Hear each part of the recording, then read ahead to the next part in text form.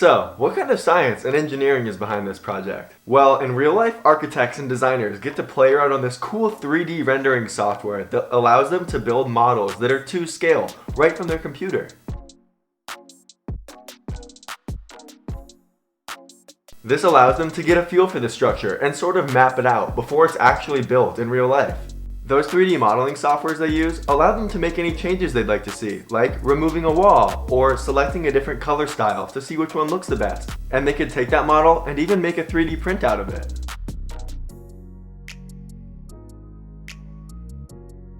Unfortunately, we don't have those softwares available during our brainstorm session, but if that's something that interests you, ask around because believe it or not, they're actually not too hard to learn how to use. We've touched on this before if you've done some other projects with us, but a big deal when it comes to structures is making sure you have a strong and a firm foundation. The definition of foundation is the lowest part of a building that holds weight. And why is that important? Because not only does it have to support itself, but it has to support the weight of everything that gets stacked on top of it. All that's to say is to be sure to spend some time on how you want to attack your foundation so it can support however you'd like to build your structure.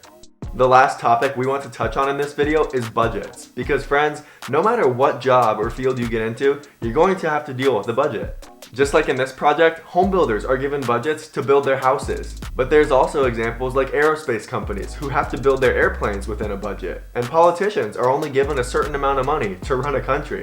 The long story short is people often have to sacrifice and really decide what's important in a project because they probably have to cut out certain items on their wish list in order to fit within the budget. I've always thought that this is a funny graphic because it shows how different teams have to sacrifice for the budget. For example, the production group wishes these planes were just a few pieces so it would make their jobs much easier. And down here on the bottom, the wings group wishes they could install some massive and stable wings. Unfortunately, it's not always that easy. These specialized teams have to work together for the final product. But this project is a little bit backwards. Usually you start with a sum of money and buy the materials according to the budget. In this project, the materials are already bought, and now it's time for you to see what you can do with them.